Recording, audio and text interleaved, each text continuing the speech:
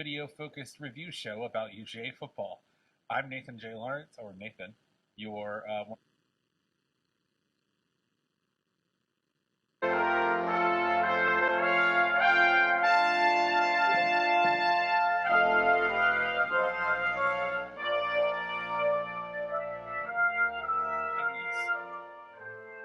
and gentlemen, hello and welcome to the Battle Hymnal, I would say, video-focused review show about UGA football. I'm Nathan J. Lawrence, or Nathan, your one of your hosts, also of Chapel Bell Curve, this fine product sister audio podcast. You can also find audio versions of what we're about to do on Chapel Bell Curve, our podcast feed. I'm joined today, as always, by my two co-hosts. One, Mr. Graham Coffey of colder, snowier parts these days. Say hello, Graham. Hello. How much snow is on the ground right now? We got about 8 inches outside right now. Wow. So it was Western Colorado. Yeah. We are also joined by our glorious producer, stats god, Josh Hancher. Say hello, Josh. What's up, guys? Still in the midst of his verbal pre-show anxiety he has every day. He still hasn't quite. So true. My camera's different, so I'm probably not going to be looking as much as I should at the camera. So, oh well. Yeah, still hasn't quite gotten over the pre-show jitters here. That's fine. The moment of win. Yeah, we didn't have Ramon was in, and I think that was really the problem. Yeah. So we are here on today, as we do every Sunday, to review the latest UGA game, and this week that is a pretty thorough beatdown of what had previously been a decently well playing Missouri team. And let's start things off as we always do, or as we've been wanting to do lately, and let's go over three plays. Josh, why don't you Graham, why don't you start us off? All right. So 3rd and 9, second drive of the game. Georgia's up 7-0, and we got a nice little halfback angle route to James Cook here. He does a great job getting inside of that defensive back, and the rest of the field is wide open in the middle third. Good job after the catch, but really like a good catch by Cook. Caught the ball with his hands in stride. Great throw by Daniels. Put it on the money, and 6 points for the Dogs. Yeah, also a really good job of squaring up the defender coming into his break, so he had to stay flat-hipped. Just a really well-run route. We probably don't give him enough credit as a pass catcher, even though that's what he's known for. Yeah. Great. Just also everyone's favorite NCAA 14 play, which makes me very happy to see that in the Bulldogs offense this year. I guess I'll go next. I think we got here double slants, one of the most common plays in all of football. But what I want to point out here is we get a little bit pre-snap motion from McKitty, and not only does pre-snap motion bring over the cornerback, it also brings the safety to that side of the field, the strong side of the formation, to cover Cook on the strong side. So this is a really good combination, sort of in one play, to synthesize what's gone right. So recently with UJ's offense, you see both the pre-snap motion and the sort of twist on a very common play that Monken can bring, and then you see execution. I mean, this is a well-thrown ball. This is a good catch. This is just excellent body control from Pickens to sort of just juke his guy. Pickens is a little silly after this route, which you gotta love. But also, I really like that he kind of does everything right here. He gets his head around to see where the ball's coming from, keeps the ball in front of him so it can't get punched out. Kind of just like a textbook, other than skipping across the ice and almost dying, kind of just like a textbook slant route. And also just one of the most common plays in football that UGA just never seems to be able to do correctly. And you had to have thought in the second quarter, this is in the beginning of the third, and you got to think at halftime, one of the big adjustments that Monken is thinking is we need in-breaking routes to beat all these blitzes. And you can see even on this one, they bring 4 people delayed. And, when you can score in the face of the blitz like that on a third down, continue to have that JT magic on third down, the sky's really the limit for an offense that can do that. And the accuracy of that ball. I mean, puts it in front of him at hand height, pretty much. Can't really throw that ball better, I don't think. Right on his face mask. So, this play I want to highlight is right at the end of the first half. We're back up 3rd and 10. We were clearly passing the ball, trying to get the ball downfield into scoring position, and we get the ball to Jackson on a critical third down conversion to make all the plays on that drive happen, including the big TD to Pickens late to cap that scoring drive off. And what's also important about this is, again, Jackson muffed a punt earlier, just a series or two before that, and here he is in a critical spot, again, moving the chains, keeping things going. I just like the leadership and his toughness to go out there and make that great catch, because, I mean, this set the table for the second half and, sort of, I'm not gonna, the demolishing that we did of Missouri after that. So, yeah. Yeah, and I think with that All play on route as well. it was really nice to see like that Todd Monken. I think we've known this, but just again, iterating that the guy's not going to slam his head against the wall over and over and over if something's not working. Like finally rolling that pocket with all the pressure that Missouri had been getting, I think was a huge thing to sort of break that tendency for those guys. And like you said, Josh, that first down really changed the game, turned the momentum around a lot. I mean, we've seen it certainly in Mark Richt era and even some in Kirby where we just, it's inside 2 minutes, play conservative. They went out and passed the ball, and we're looking at punting, turn the ball back over to Missouri there. And without that third down, instead, it completely changed the narrative and the rest of that game, I feel like. I thought it was just a really huge catch. Again, they call his number even after he muffed a punt. I really like how much, faith Kirby and Monken's got in his guys. 100%. Yeah, absolutely. And I also just think that's a relatively low risk play because you're throwing it to the sideline, but it's also just sort of a low margin play that requires really good execution. Excellent ball placement, great route running. Pre-snap motion kind of helped open up the boundary of the field there. You have 2 in the boundary, which is like a boundary side formation. So I mean, it's so funny how things that just seem so commonplace to people who have been watching spread football for the last 10 years, to us are like, oh my God. And I will say, I mean, I think even this is not Ohio State spread what we're running. This is a very aerated, Oklahoma State influence kind of spread, and I'm really happy about it. I think if you can keep this core together, you can do a lot in the SEC next year. Yeah, I mean, we're all excited about the offense, and I went through and, you guys are getting this stats scrolling through there, as you can see, but we've increased our yards per play in just a few games. We're not where a championship caliber offense should be, but it was dramatically improved by better quarterback play, and this game was certainly great expectation. I mean, it's easier to run the ball when you're offensive, and when you're efficient, you can do everything better. We ran the ball great, and we certainly made huge explosive pass plays as well. Do you have our yards per play with Daniels, like just with the last 3 games isolated? Do you know that answer? Let me see here. Well, I know you have a lot of metrics on this. Yeah. I don't think I actually did. I didn't do the yards per play, but just because it's hard to sort that data out because where I get it, I don't have a sortable thing. But here is the before JT and after JT. I mean, look at that. Tells you right there a success rate from 41 to almost 51%. That's a little misleading because that's an average of the 3 games, and we had 2 kind of low ones, so it's probably closer to 48%. But still, right. A significant increase because I didn't do it by play. If you total up all those plays, it would look a little differently because that, the game versus Missouri is weighted as pretty heavily in that, but it's still a dramatic increase. But you can tell. Look at the total EPA, which doesn't have anything to do. It's completely total EPA. We almost doubled in 3 games, which is even rush EPA. I mean, 9.35 to me that shows you what everyone has been saying has been missing from Georgia's offense is what's been missing from Georgia's offense.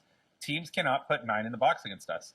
I mean, even when Missouri had a lot of guys in the box, it was on blitzing. And a lot of times their blitzing actually hurt them in the run game because they over pursued. And I don't know. You just can't say enough about what the kid's done.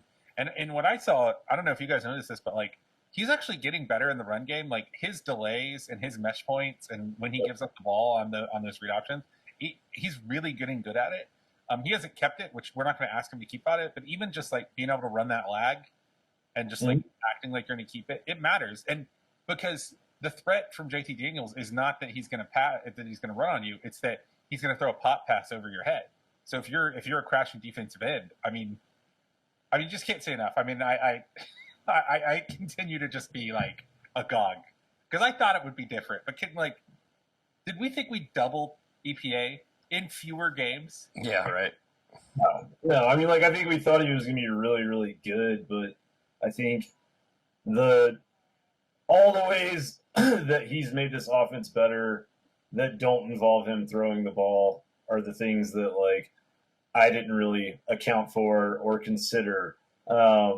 Which you just alluded to with the running game, but I think also just the general energy of everybody on the offense, from the offensive line to the skill players, is different with him out there. There's a level of confidence, but there's also, I think, it seemed like a little bit greater level of want to, maybe, which I don't want to say these guys weren't playing hard for Stetson Bennett, because they definitely were, but it's just when you play sports and you have somebody on your team that is an alpha and that you can follow, it changes the vibe, and everyone has a little bit more confidence and a little bit more comfort with what's happening. And I think these guys have kind of just fallen behind him. And I think this team really needed a leader. I think guys like Kyrus Jackson and Zamir White and some of them were doing everything that they could, but it's stunning to see the production from our receiving core now versus the first 2/3 of the season, because that's the one position in football where you really don't know how talented your receivers are unless you have a certain baseline of play at quarterback. And now that Georgia has it, it's I think you could make an argument that Georgia has the best receiving room in the country going into 2021. I don't think that's a crazy thing to say. Well, yeah. You're talking about the quarterback play. I've got this graphic up where you've got Bennett and Daniels, and somebody on the Discord today was asking about, the sort of what we're talking about was, before and after Stetson and JT. And it's if you look at this, the EPA, which is their average plays, right? So this is not weighted or heavily weighted. This is per play, is 2.249 for Bennett and 0.613 for Daniels. Literally, or almost 3 times more efficient at quarterback play. It's just, that's a number right there. That's a value right there. It's 3 times if you want to compare it. So yeah, it's, this is one of the situations where the plays, if you're watching the plays or looking at the stats, they're telling you the same thing. Georgia is immensely better, and this is what we were missing all season long. Oh yeah. Yep.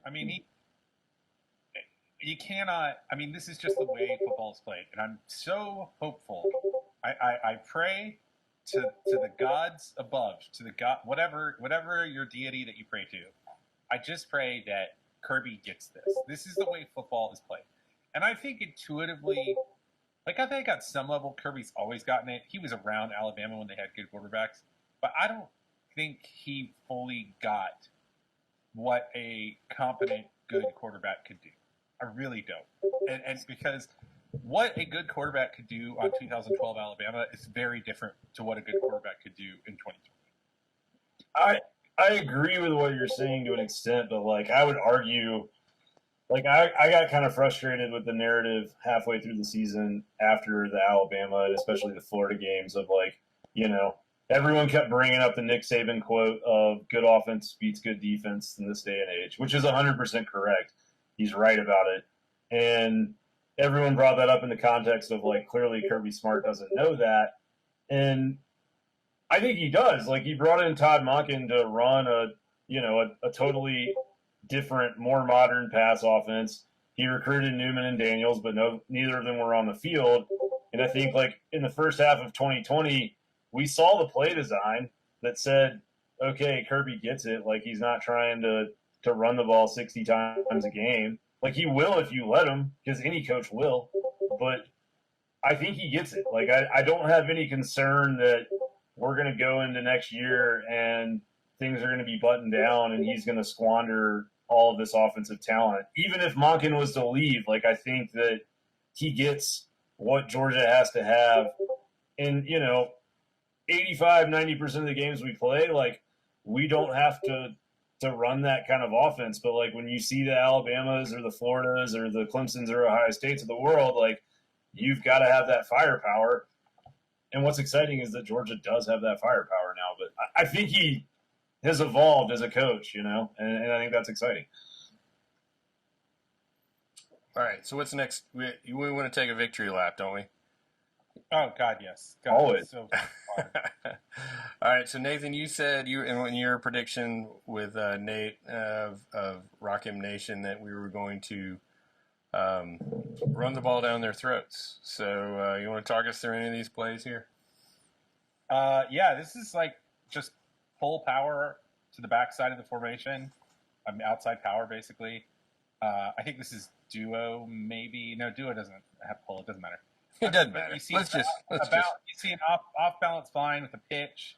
I mean, these are like mid '90s Oklahoma concepts. Like, and I think one of the things that I underestimated, and to sort of to riff off of what Graham is saying, it's sort of an axiom that people say all the time that like when you have a good passing game, it opens up your run game. But this was just really, I mean, you can see we've got like in this play, you've got 6 dudes in the box, and we check in to a run play, and we check into a run play with a pretty small running back, but he has the ability to get shifty. He outruns the guy crashing down to JT, and he gets a positive play.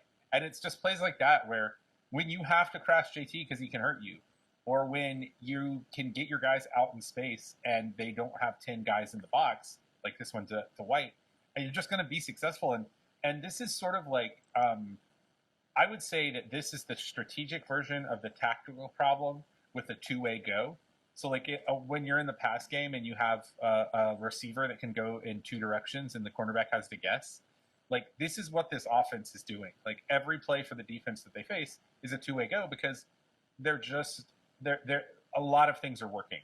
And even when, Missouri decides in the second half or the second quarter that they're not going to let JT Daniels beat them and they just pass rush every time, Georgia stays in the game despite the offense being a little bit dysfunctional because they're over pursuing running lane, right? Because they're just blitzing so much. And I think this is just, I think Kirby does know how important a quarterback is, but I think Kirby might have learned now, like, not just how important a quarterback is, but how important like a truly like elite quarterback is, right?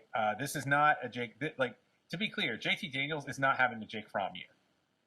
Like Jake Fromm was never this consistently good downfield. He just wasn't. No. He was never, and I mean, to be fair, he was never asked to throw downfield this much. And I think the running game has been a beneficiary of that. I mean, this is the kind of thing that you wanted Georgia to do the whole year. And yeah, obviously Missouri is depleted and they didn't have a lot of guys in the defensive line. But I think also this is just proof of concept for how this can work. When like Kirby, like you said, Josh or Graham, Kirby wants to smash ass. Like that's what he wants to do. And I hope, and I think this was sort of proof of concept too.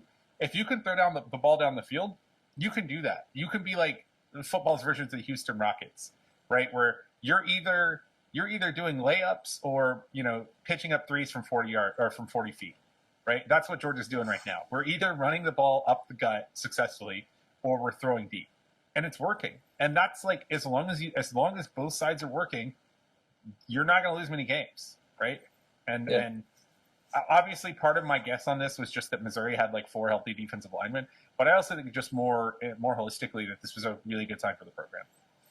Well, yeah, and I feel like that's, Clemson's the perfect proof of concept of that, right? Like they've had Trevor Lawrence the last 3 years, and he's been great, and they've had that ability to stretch the field. But in that time, Travis Etienne's become the leading rusher in ACC history, and it's because they can stretch the field, and so you can't load up on them. And it's just, I mean, yeah, we're echoing each other at this point, but there's really not like.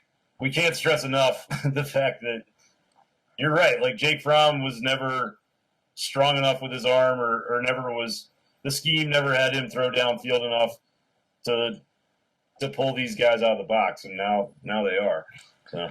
Well, another one we want to take a victory lap on was your tight end. I mean, it wasn't like prolific tight end play, but we definitely felt like, and it was on the Twitter, that you I felt like it was like the Zapruder film when I was watching it happen. I was like, ah, look, man on the grassy knoll. Yeah. So basically, once Georgia got up a couple touchdowns in the third quarter, it became time to throw the ball to the tight end because Eric Gilbert was on his couch somewhere, probably watching this game.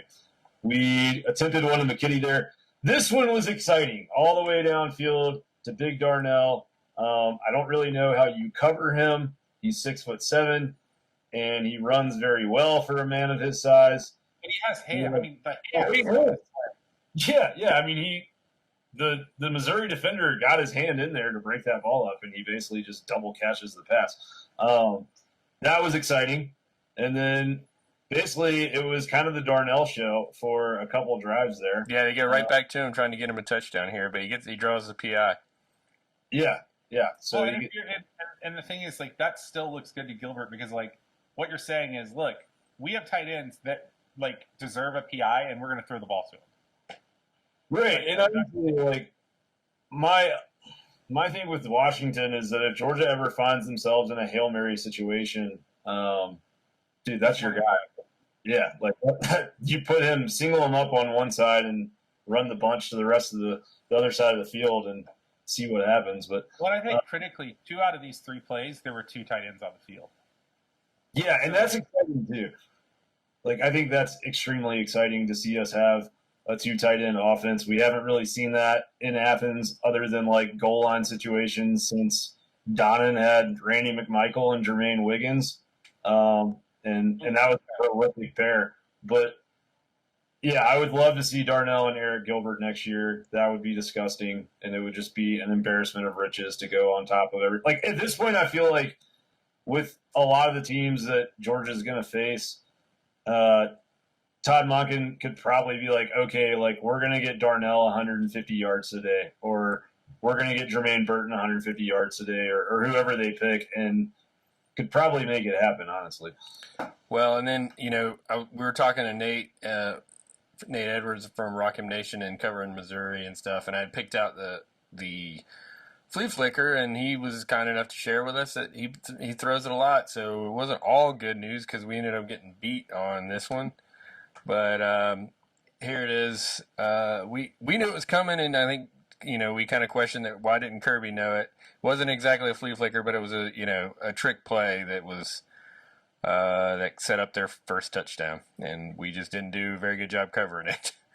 Yeah, Lewisine cannot bite on that ball. There's 5 defenders between him and that guy. Well, he looked good a lot of the. Yeah, he played a great game.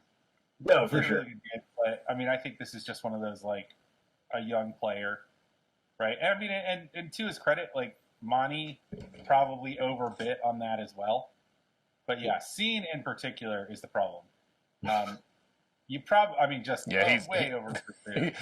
He went go. He was launched out of a cannon at that ball. He just runs right past him. Like, I don't know if either of you guys have seen the Kirby Smart video of the Millennial Oklahoma drill that they do, where they run a drill to that play, like on the wide receiver screen or the wide receiver pitch, and that's like one of the defensive drills they run first in camp, where they're teaching cornerbacks to crash down and beat a blocker. Yeah. So I get that a lot of what's made Georgia successful, a lot of Georgia's negative plays, they aren't sacks, they are tackling the wide receiver behind the line of scrimmage. So, like, you want to teach that level of aggressiveness, but if you're seeing, man, the person who needs to be aggressive on that play is, Stevenson on that side as the cornerback, and then Monty as the linebacker on that play. So, like, don't crash down on that. Like, it looks cool when you can just jack up a wide receiver underneath. But, like, and it's fun. I'm sure it's very fun. But come on, guys. Like, and Lewisine can definitely jack up a wide receiver. God, he had a hit. And a tight end that we know too. But Lewisine had a hit in this game that was just absolutely, like, the pop that he get. I mean, like, you can see what people talk about with him. Like, that dude, like, hits. Like, he does not run into people. He hits. Yeah, I feel like he's, like, basically right now having one hit a game that's just like, hey, don't come over the middle. If you do, this is what's going to happen. And then, well, he's the closest thing you're going to get in this age to, like, a Greg Blue, right? Like just like a dude who just patrols the middle. Now, Greg Blue would have gotten thrown out about every game that he played in. So, like, Smith. But Scene does have a skill of squaring people up and getting a shoulder and a chest. And you'll see a lot of his hits.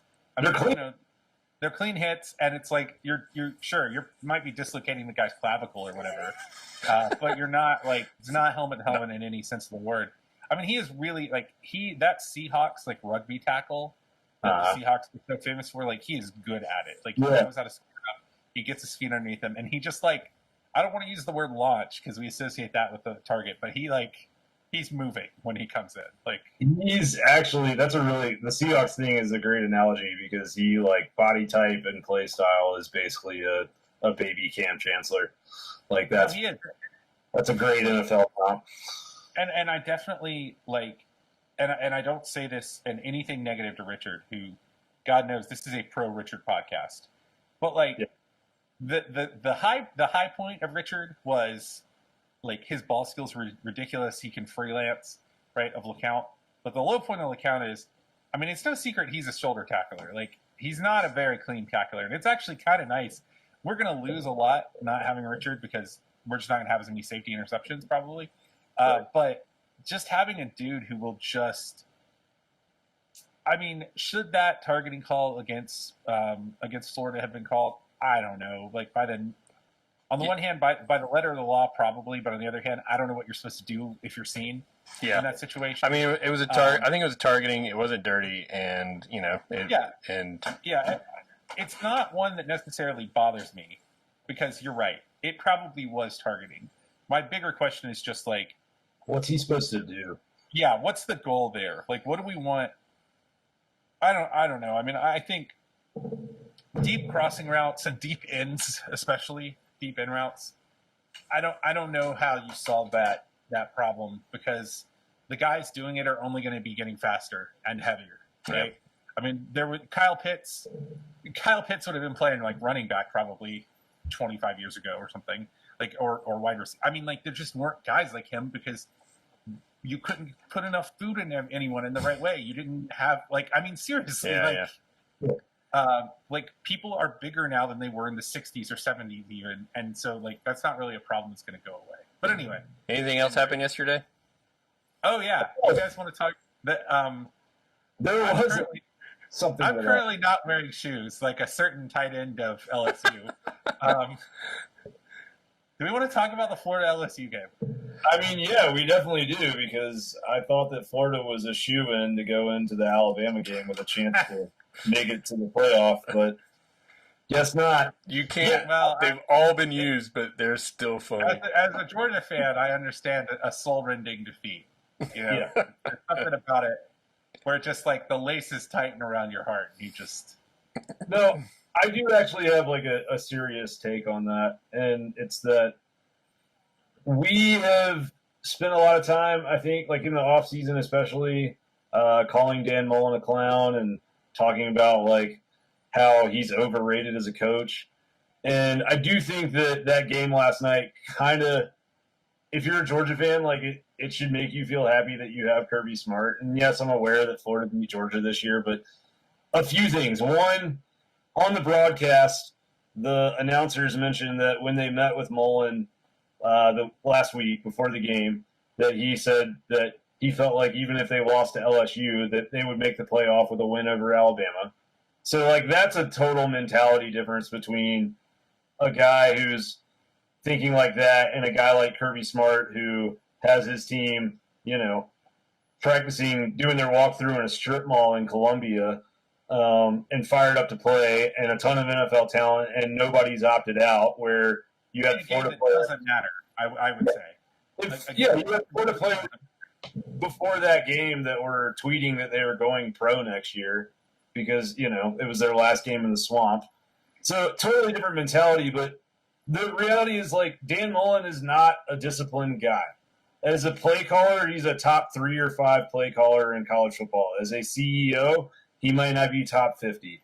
And if you look at what he's done all season, from making asinine remarks about putting 100,000 people into the swamp, to starting a fight on the field against Missouri, to, Wearing a Darth Vader costume at a presser after Darth Vader costume, like After starting a fight in Missouri. yeah. Like the leadership comes from the top. Players take their cues from their coaches, and if you're Marco Wilson and you're excited in a moment and you happen to find a guy's shoe in your hand, then, like what? Why wouldn't you chuck it? And in Mullen's press conference last night, they asked him, "Could you see through the fog on the field?" He was like, "Yeah, I could see everything perfectly." What happened with Marco's play? Oh, I didn't see that, and it was just a whole thing. I guess that's a penalty. Whereas when George Pickens squirted water all over the Tennessee player early this year, Kirby Smart rightfully called him an idiot for doing that. You know, he didn't call him an idiot, but he said that was an idiotic thing to do, and it was childish because it was. And so, you know, Mullen, I think to a certain extent, kind of encourages some of that looseness. I think with his team. And it came back to bit him. He's not a disciplined football coach. He does not have a disciplined football team. And the other thing too is that after that game, he sat there and he blamed the loss on the offense, and he took no personal responsibility for himself. In every Georgia loss that we've seen under Kirby Smart, at some point in time, he'll talk about what broke down in the game plan, but he will also say that's our fault as coaches. That's our responsibility. To coach our guys better. And who took the heat last night with the press? It was Kyle Trask sitting there saying, "This is on me. It's on me to do better." And his coach is hanging his ass out to dry. So, in conclusion, Dan Mullen is still a clown, and it caught up to him, like we said it would. I mean, I just think, I hate having this discussion because I know it makes us sound like shock jocks. And look, there's a lot of ethically corrupt things about the SEC, and there's a lot of times when we use words like leadership and integrity and discipline, where it means fuck all, and then Auburn's about to hire Hugh Freeze, right? So Yeah. I get it, and I hate using words like that because a lot of these guys put themselves up as paragons of virtue, and they're not. Now I think Kirby seems like, a maniac and a crazy guy, but he seems like he's, But he's our maniac. Well, yeah, I mean, Kirby he kind of runs the Saban, where it's is he absolutely out of his head? Yes. Do I have concerns that Kirby is going to get caught in a Hugh Freeze style scandal? No. He seems like, A, getting caught in a Hugh Freeze style scandal means not doing football stuff, which ain't his thing, right? And B, I just feel like he's just a pretty nice guy, he seems like, right? I mean, not on the football field, but in general. That's all one way of saying that, there's a difference between using all these euphemisms like Hugh Freeze does, and saying when a coach makes it clear that he and this is true of any leader, this is true when I teach, right?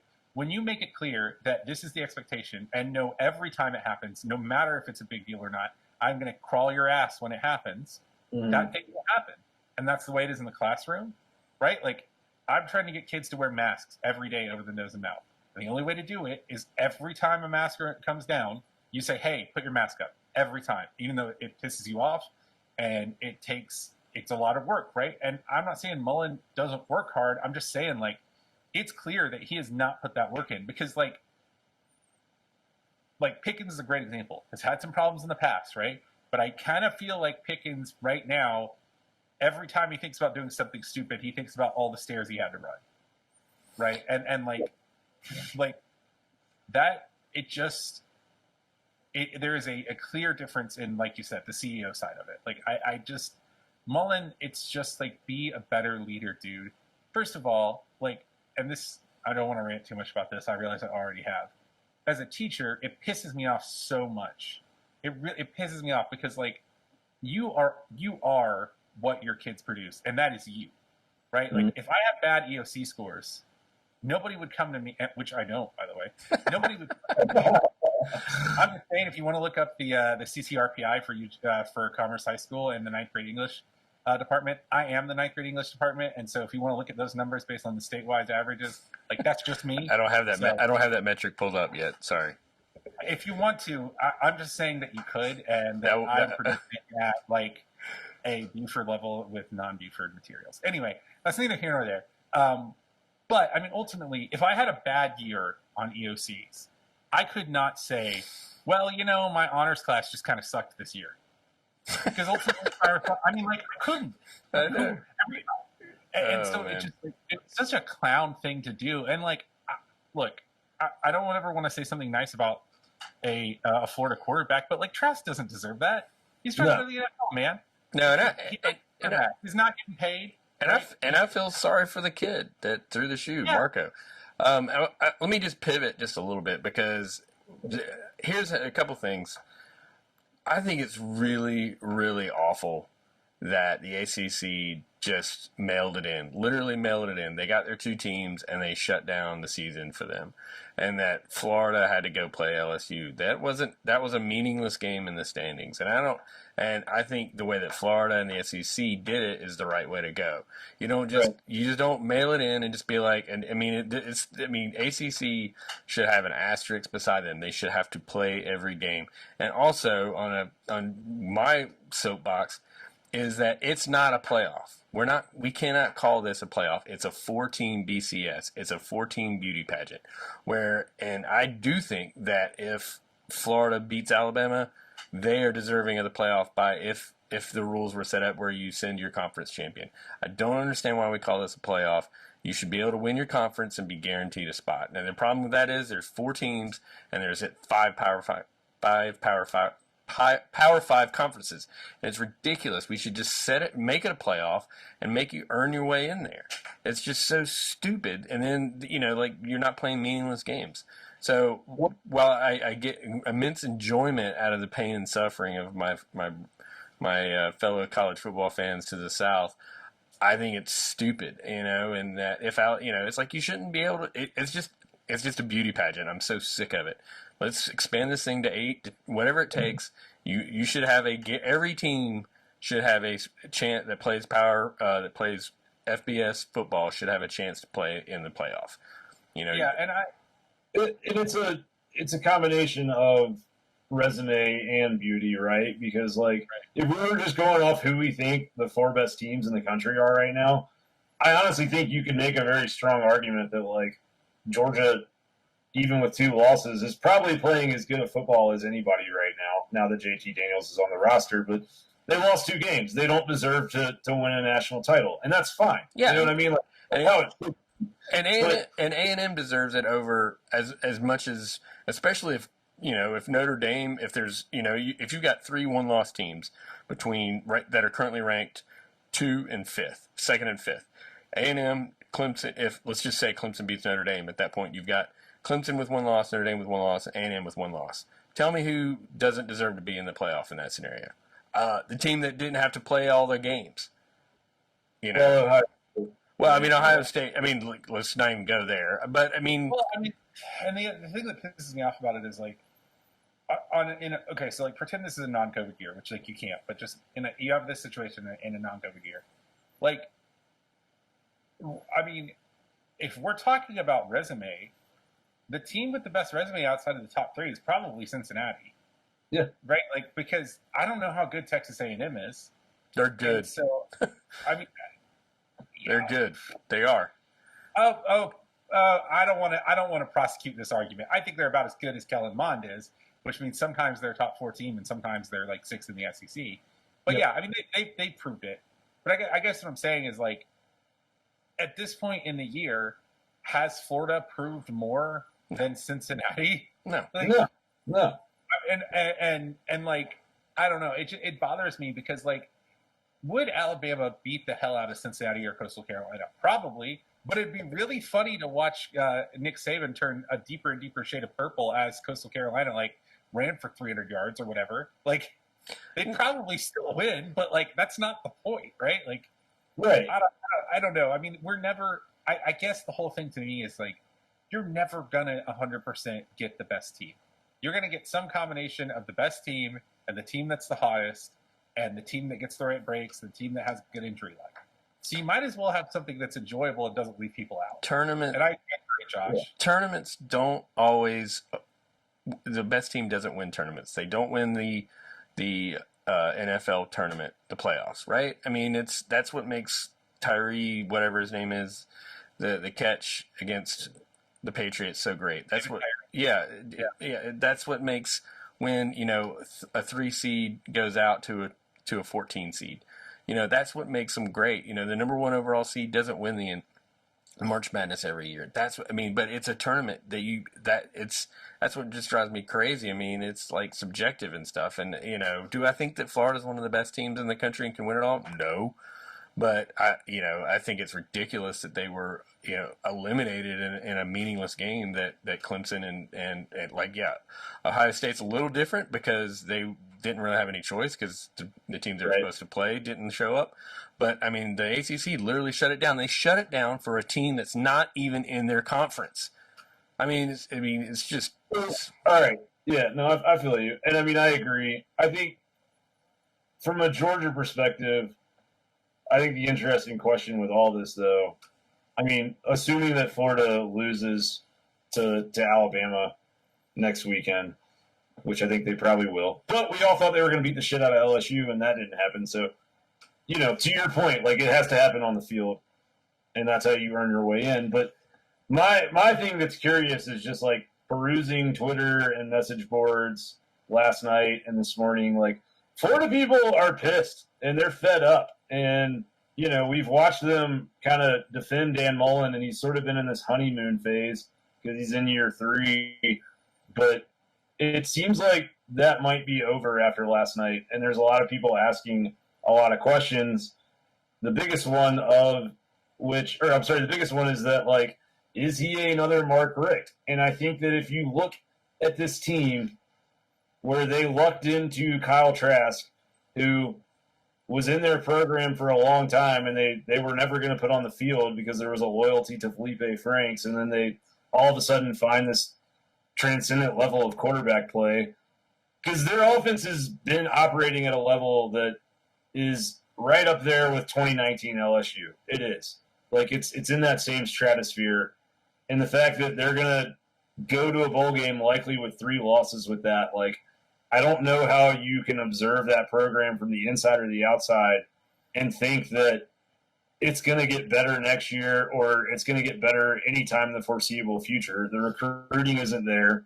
And I think it's hard to imagine them, like, really threatening for a national title again anytime soon. But even just competing for conference titles, like, if this is what they got out of a season with what they had on offense, then I don't know how you bounce back from this and, are in the playoff in a year or 2. Well, the whole premise of the Battle and hire was, like you said, he's probably a top 2 play caller. Yeah. I mean, I watched the offenses that he coordinated against Georgia when Tebow was there, and yeah, I mean, they were really good. I mean, really, really innovative. He's a smart play caller. He had a better game plan than Kirby did against Florida. Mm-hmm. But the whole premise was, what can Dan Mullen do with Florida talent? That was the whole thing was predicated on. What does Dan Mullen do when he has a bunch of 5 stars? The problem is the premise falls apart when you don't have a bunch of 5 stars. Right. I mean, he doesn't even, like, here's the thing. Here's the sad thing. He definitely doesn't have Spurrier talent or Urban Meyer talent. He might not have Muschamp talent at this point. No. And so, like, the game of college football is so predicated on how do you recruit on the aggregate, right? What are the just raw body materials that you're working with? And I hate that commodifies the players, but let's just talk about it like it is. And do you have a quarterback, right? And Mullen answered one of those questions in the affirmative 100%. Trask is a very good quarterback. He's going to play in the NFL. I think he's very accurate. I really do. I mean, I think he's better than I thought he was. I'll say at least that much. But, like, if Mullen recruited like Georgia did, they would not have had to worry about that game because LSU wasn't scoring 20 points on it. Right. And the guy, what's his last name? The guy who, Marco Allen, was that the guy who threw the shoe? Oh, Wilson. Yeah. He's a high-rated player, but their defensive front isn't, or wasn't, right? And Max Johnson had all day to throw a lot of that game. Yeah, for sure.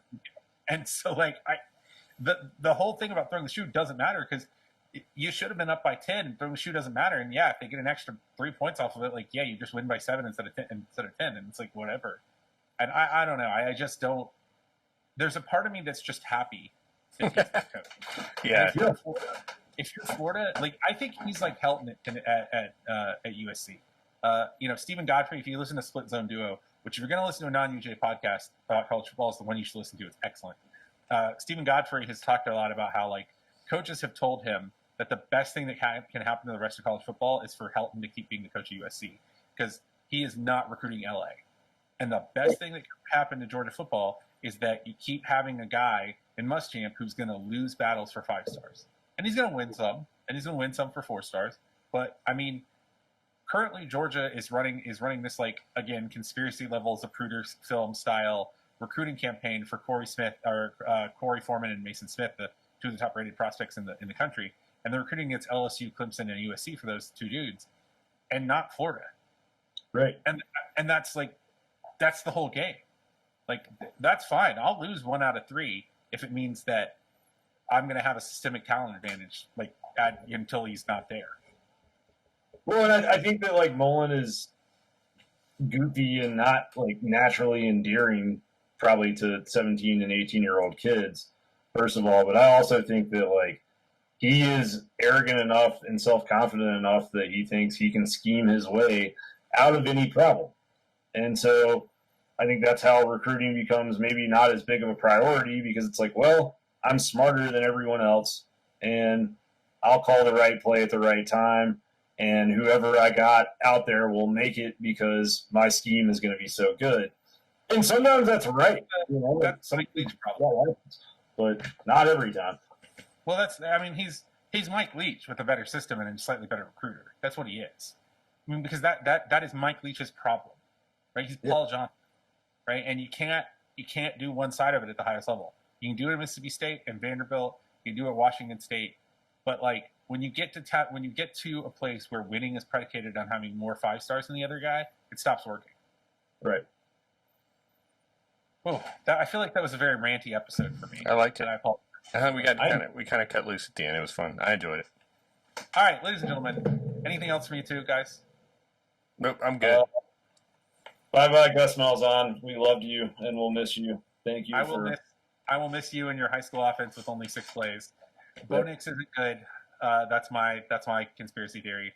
If Bo Nix weren't a legacy, I put this on Twitter, but if Bo Nix weren't a legacy Auburn quarterback and white, he would be playing tight end right now. Anyway, hashtag. I absolutely think that's true. What was it, 55% against Mississippi State, which is an okay defense? That dude throws the ball like a softball player. He's not good. No. All right. If he were a black kid, they would have already Cam Newton'd him. Anyway, I stand by that. Like, he would have been an athlete if he had been black. I promise you. Anyway, so that was my hot take of the day. So I've been Nathan Lawrence, and for those of you who haven't turned it off for me making a comment about race, you can find me at Nathan J. Lawrence or at the Chapel Bell Curve or at Chapel Bell Curve on Twitter. If you want to yell at us, you can email us at chapelbellcurve@gmail.com. I've been joined today by my producer extraordinaire, our producer extraordinaire, Josh Hanter, who's at dog_stats on Twitter, and Graham Coffey, who is at Dog Out West on Twitter, and also Dog Sports, and also is leading the Dog Sports tally site pool to just a ridiculous victory. I would point out that we are 4th right now, I think, on the season. We're having a bad week. Here's the problem. I keep having quote-unquote bad weeks, and I'm going like 58%. It's just you're going like 60 and 62%. You got to up the risk factor, man. Right now, my IQ on Tally Site, on this site we're using to pick all these games, is like 95, and I'm last of the 4 of us. I think that's just our group. That's just this week. Yeah, I get it, but like 95% IQ on the season puts me in like the top 10 of everyone doing it. But of you 4 assholes, I'm the last. I'm starting to get pissed off by it. Anyway, I got to up my game. I got to go back to guessing. Earlier in the season, I was guessing and I was hitting at like 60%. Now I'm really looking at the metrics and I'm getting killed. I got knocked around in the late games. I was going into the night games. Yeah. I was killing it. Because I think San Jose State's quarterback tripped going into the end zone and cost me an over. Really pissed me off. Anyway, now we're really rambling. If you want to hear more of this, I don't know why you would, but if you do, You can find us at Twitter or on the Chapel Bell Curve podcast feed, which is served wherever fine podcastiers do their business, Spotify, Apple Podcasts, etc.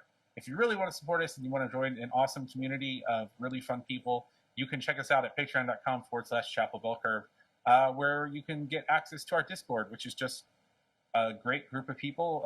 They were behind our cocktail stream that we did on Friday.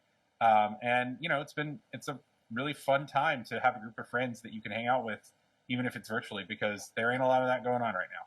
So we will catch you this weekend, maybe in the Classic City. I don't know how much confidence I have that this game's getting played. But until then, go Dogs. Go Dogs. Ba-da-ba-ba-ba, ba-da-ba-ba.